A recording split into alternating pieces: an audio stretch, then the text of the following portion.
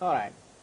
So again, coming back to EPG, we want to talk about the electronic program system, the system overview. The reason why I'm talking about that is just to give you some ideas of the end-to-end dynamics. Who does what? What's the business context for EPG? And then we'll go into what we support in that entire spectrum of EPG business, and we'll talk about the design, what kind of deployment options do we have, and we'll talk about some of the plans that we have for future of EPG beyond 1.0. In terms of the EPG system overview, it all starts with some listing providers. Providers compile the data like TV data, and they collect their data from various sources and they make it available for people. So their business is to sell that information to people. What we do is, right here is the MSO, or the multi-system operator head end, and they want to receive that information from the listing provider and make that available to the end user through the set-top box device. So that's the end-to-end picture. It may be possible that a specific system vendor or multiple system MSO might want to have relations with more than one list provider. It's not at least based on the information that we have about various MSOs, many people do have only one listing provider. But we've learned that there's some pain in relying on only one listing provider, especially in the area of translations. If you want to have the same listing available in 15 different languages and it's done by 15 different companies, why would you have to have all those go to that one listing provider, have them do some special logic for you and incur additional cost? A lot of different business dynamics behind that listing provider. So in terms of our implementation, this is what we consider to be the business. A system head end must be able to collect information from multiple listing providers and consolidate that, be able to provide that to the end user. In terms of our feature highlights, we do support multiple listing providers, and we have a comprehensive database at the server side to store the EPG data. And our EPG implementation is much different from the DPR release to 1.0. In fact, we could even think of that as, in more senses, a new beginning for EPG in the 1.0 time frame. The DPR release, we have all the EPG information stored in flat files and different dictionaries. We did not have a database. And in the final time frame, we do have a database, and we create the file dynamically to be given to the clients based on what the client or the set-top box is requesting. And through all that, we have totally focused on an extensible architecture. We wanted to have a transport-independent EPG system. What do I mean by transport-independent? For example, from the head end to the set-top box, the EPG data can travel in multiple ways. We do know what way it is, and we want to be agnostic to that transport. It could be an IP connection, or it could be a broadcast, or it could be a web page that is requesting information to deliver to the user. So we want to be totally ignorant of that, and it is independent of the transport. Then we have a listing provider far independent. The moment we say we support multiple listing providers, how are you going to bring all the listing providers together and have them agree upon the format? That might happen down the road, but to start with, we do not care about the format in the sense that we could receive data in multiple data formats, be able to consolidate that in our database. We also are independent of the client EP data format. We support a PGL format in our current set-top box, and that format is somewhat extensible for multiple languages. So if we wanted to deliver multiple language EPGs, we could just improve that data format and deliver the data. At the same time, we want to be able to also deliver TVB formats or any other format that may become necessary in the field. And so we want to be extensible in that regard as well. And also we have, in terms of the merging of the listing data at the head end, we provide what are the simple merging. Going back to the previous slide, talked about multiple listing providers giving data. And some of the situations is that you have one listing provider per language, or you trust one listing provider more than the other ones, or you have listing providers providing data for channels 1 through 20, number 2 providing 25 to 65 or whatever. So there are all different possibilities may exist in terms of how these data should be brought together into one piece. For the 1.0 time frame, the only way we allow is simple merging is in the sense that you need to have a segment data based on channels from listing providers. We don't provide language aggregation yet. We do not provide priority-based aggregation yet. So for the 1.0 time frame, it's going to be a simple merging out the multiple listings. And if two providers provide data for the same channel, the second one will override the previous one. And the order of execution depends on how you scale the jobs. This is our logical design. So again, all the listing providers, and this box here is our system head-end. And we have two transports, IP network or broadcast network, going to the client. The first step in the process is to get the listings into the system head-end. We do that using a staging directory. It may be a simple FTP transport, or it could be some mechanism that you expose the listing provider that they can initiate an action to post a file into that directory. So as far as we are concerned, our processing would start if a file is over here. At the same time, we do provide an optional FTP component that the deployment time you can specify, saying that, all right, my data is coming from this specific URL. This is the FTP username and the password. Use it all the time to download that. And I want you to try to download every day at 5 o'clock in the morning, or try that every hour. Just you can schedule that in the way you want. And if the FTP step was given in the EPG side, we will do the file transfer through FTP. It's not to say that FTP is the one protocol, but out of the box, you have only FTP available. If you have other mechanisms, you could write additional job steps that are in there for your processing. And once the file is in here, we have, again, the same kind of architecture. We call it the pipeline architecture. But the difference is that in EPG, the pipeline is implemented using DTS job steps, SQL and data transformation services. In the case of CATS, we use a total COM paradigm. You have a COM object called pipeline that calls different COM objects. In here, the reason why we chose not to do that was many of the transformations that you want to do could be SQL aggressive, that you might want to do select statements, insert or updates, and deletes, and sessions begins and commits and all that. So DTS was the language of choice for us. At the same time, DTS also allows the extensibility to go out and call a COM object. So you can create a COM object and call that COM object from one of the DTS job steps. You want to do something really high-performing, something so specific to your needs. So the listing load pipeline process gets invoked in the file layer, and the data is transferred from the listing provider format into the database. Be able to specify multiple list load pipelines, one per listing provider. So that is where the data format independence comes from. You might have different parsers in different pipelines, so you'll be able to do that. Once the data is in the EPG database, we have listing extract pipeline, which supplies the data out to the client. It could be a web page, it could be a set-top box link through an IP network, or it could be a broadcast agent trying to broadcast EPG data to all the clients. So all of them are clients. They call the listing extract pipeline, and the extract pipeline gets the data, formats that in an appropriate way, and gives that over to the client. Now, I laid something here called production tables, something here called staging tables. The reason for that is the stage tables contains invalidated data that has not been validated yet. When the data comes from the listing provider first, it comes as files in the staging directory, gets transformed into some portion of the database that is staging tables. It is not being seen by the client yet. So you could theoretically have two different sets of data.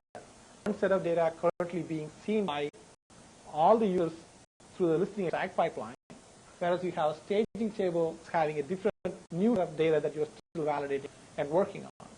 And once the data is validated, the data is moved into the listing, the production tables, if you will.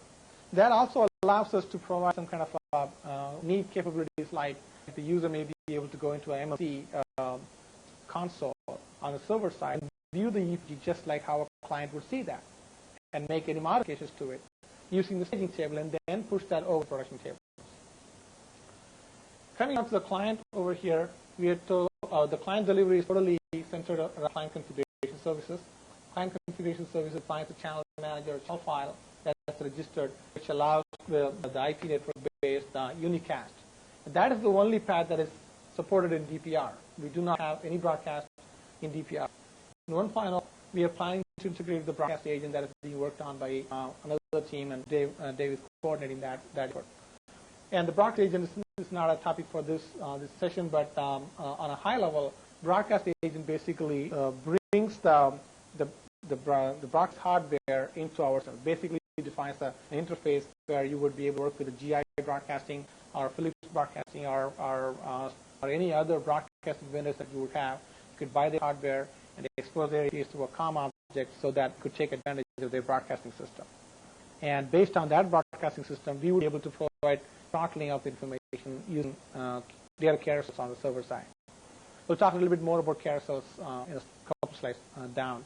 But that's a high level what is the broadcast service is all about. And listing extract pipeline doesn't care whether it's the request is coming from a broadcast agent or from the client directly. So that's a high level picture of the different components we have in EPG. Is the broadcast agent DVB agnostic? Does it care whether it's storing DVB or ATSC or anything else? The question is, does the broadcast agent care about the data format like DVB or ATSC? Does it have any specific knowledge about that or specific about that? The answer is no, it doesn't care about that. And Dave can answer more. Dave, do you have any more information to add on? Yeah, I agree with the response. We don't care because we've designed this API, Suresh mentioned, to abstract our server from whatever particular broadcasting gear the operator uses. It could be VDI, MPEG transport stream, IP encapsulation, DB, GSMCC, or any of those. We need to deliver the data to whatever it is in a consistent way. It's our API that does abstract those different things. Right. So going to another level of detail in terms of the pipeline design, exactly how we do the listing load and the extract pipeline. Again, there are many different stages that we have defined here. Not all the stages will be implemented by us out of the box, and the user does not have to have all stages in there. But we want to kind of come up with our notion, and also for IP purposes, it's very important for us to make sure that we communicate our entire idea in 1 year so we can get IP protection for all of them. There are some components here that people have not thought about so far, and we believe that it's very valuable for us to get IP protection on. That reason we have all of the stages defined in here. So this is a download listing FTP, and the file stage translates the file, parses that, and puts it into the staging tables. The staging table does the validation, make sure that all the data is valid before moving that to the system. If it was an error, this component can also trigger an email back to the listing provider. And at this point, the staging to system has about 3 different things to do. It aggregates multiple listings. Simple aggregation is what we're doing right now. But in the future, we would also allow language-based aggregation and priority-based aggregation. And then it also provides what is called, the first one is the aggregation itself simply is not thought of in the industry. Nobody offers that, and that's why it's valuable for us to mention that. The second one is translation. The translation is something very expensive process. What people do is they just go off getting some translation services company to translate the listings into multiple languages. If you look at the EPG listings, for example, the CO COPS is appearing so many times on the EPG listing.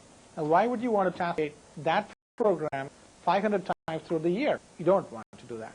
And it's not one program, it's scores and scores of programs. What we do here is we get the data in one language, which is your primary language. We go to the database and figure out if you have the translation for that done already. If not, we write out a file saying need to be sent to translation, and then we go on. Then the MSO can take that file, or we could write a component to take that and FTP that to translation service, and they can come back and submit a translated file to the same job, and we agree with that. It's as simple as that.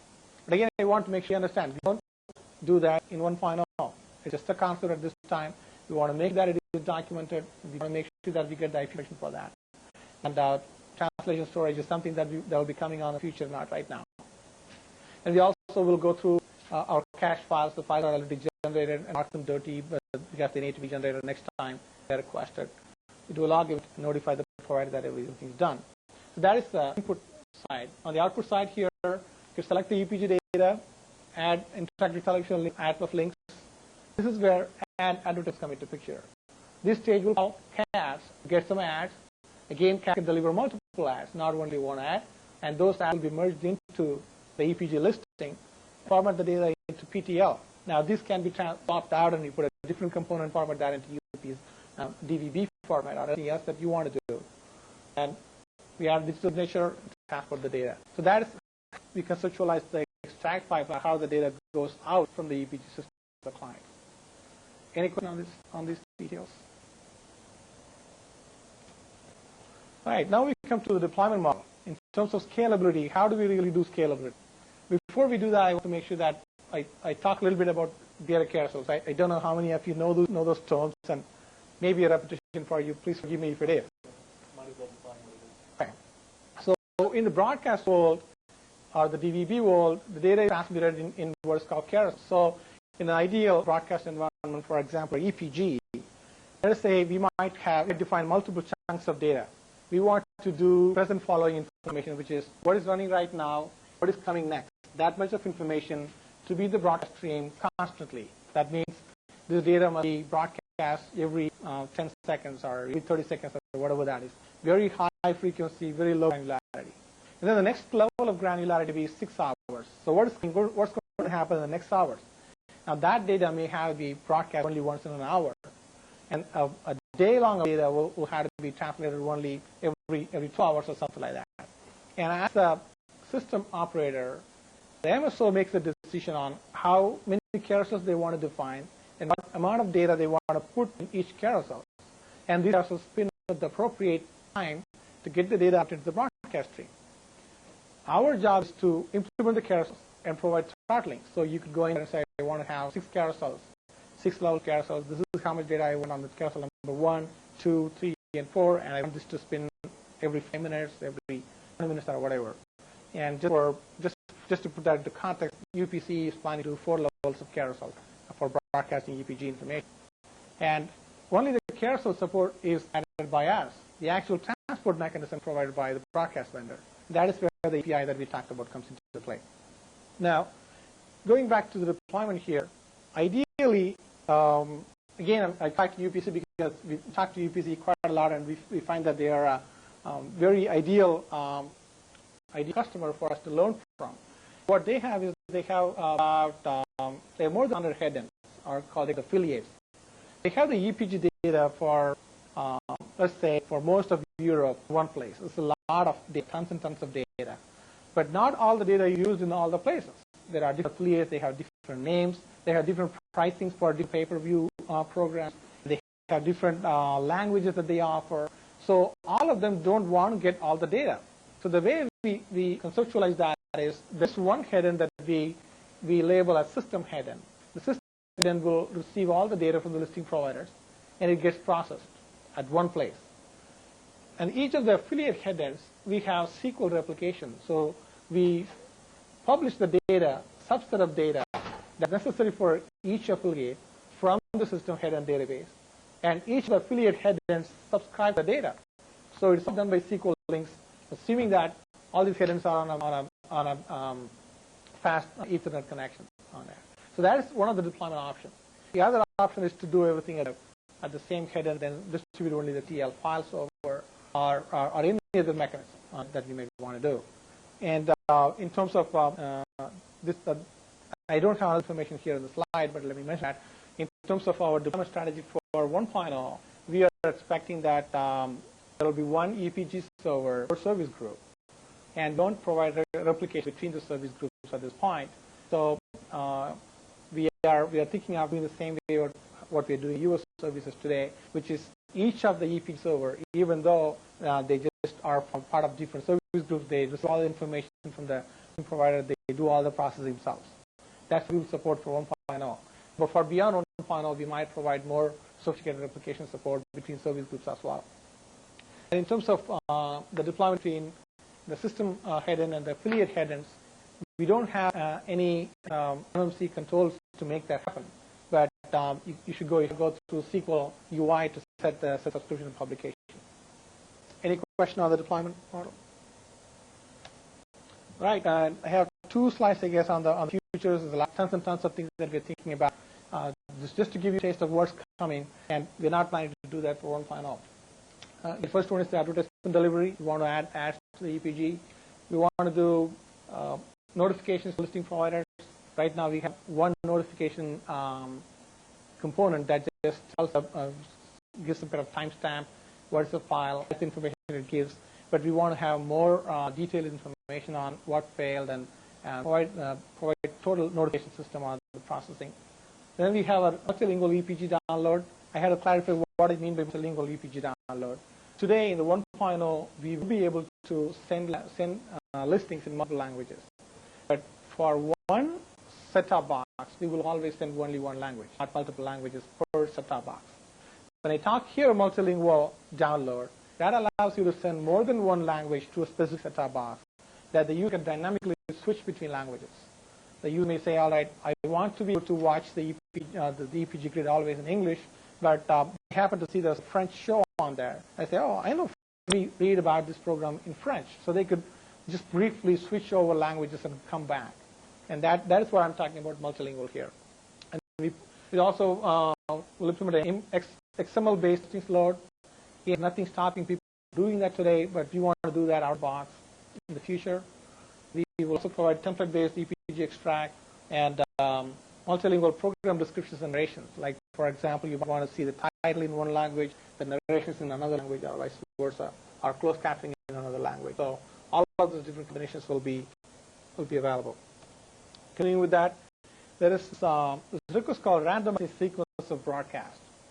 Assume that the client knows what broadcast schedule is for the day, and at the head end there's some commotion, something happened, they wanted to switch it. So instead of going programs 1, 2, 3, 4, 5, which was being communicated to the client, they are going in the order of 1, 3, 5, 2, 4, or a different order of the same programs. To be able to do that, we want to be able to broadcast a different randomizing sequence and have the client rearrange the EPG appropriately. And we don't do that for final, but we are planning for that for the future.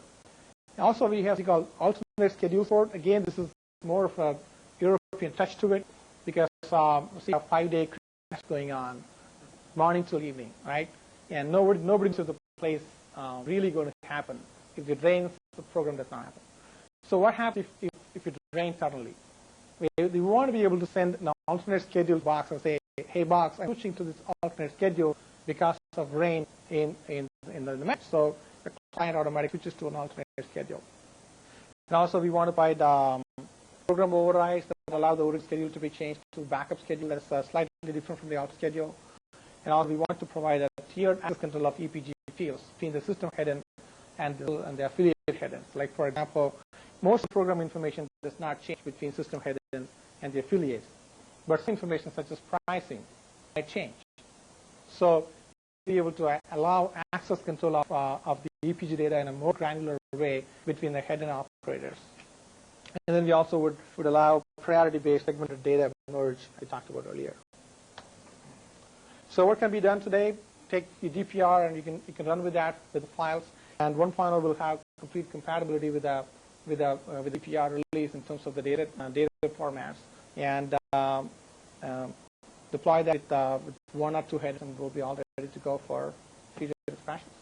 Question? Where do you want to go today? Thank you. Okay, so Mike, you're up.